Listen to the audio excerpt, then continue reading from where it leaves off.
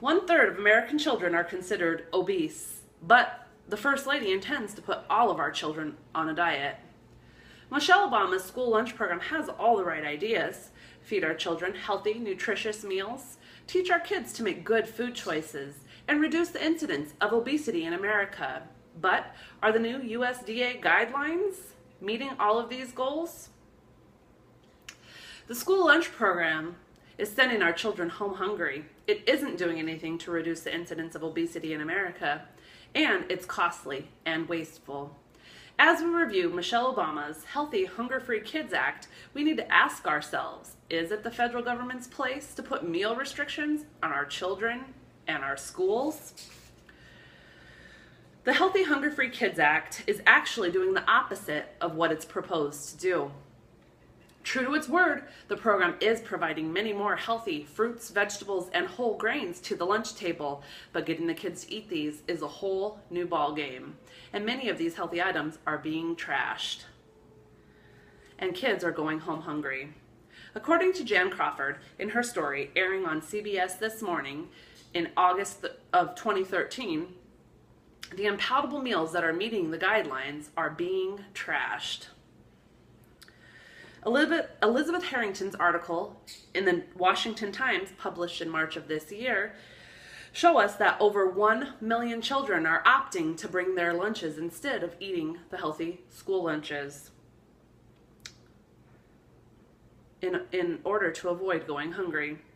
As Andrew Pullman shows us in his article from July of 2013 in the Washington Times, the stringent guidelines leave most kids hungry. This is because the calorie consumption is based on age rather than height, weight, and activity level in order to make it a one-size-fits-all program. And many teachers are reporting that children are lethargic the last 2 periods of the day.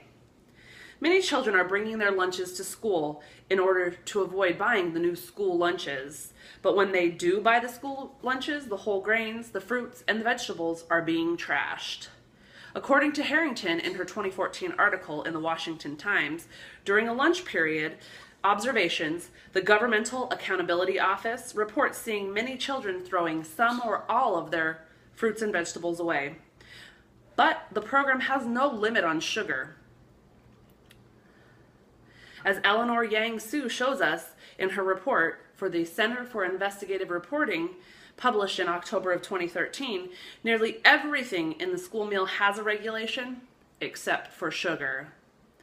Children are opting to bring their lunches to school, and the government has no ability to control what the brown bag contains, which may lead more children to be eating unhealthy choices and increasing our obesity epidemic. There is no need to argue that the basic principles of the program are good. There is no question that children need to be offered healthy, nutritious foods that help their mind and bodies grow. But to solve the obesity problem by putting all children on a diet is preposterous. Joy Pullman reports that the federal government spends approximately $11 billion already on the school lunch program. But the new Healthy, Hunger-Free Kids Act will add another $7 billion over the course of 5 years.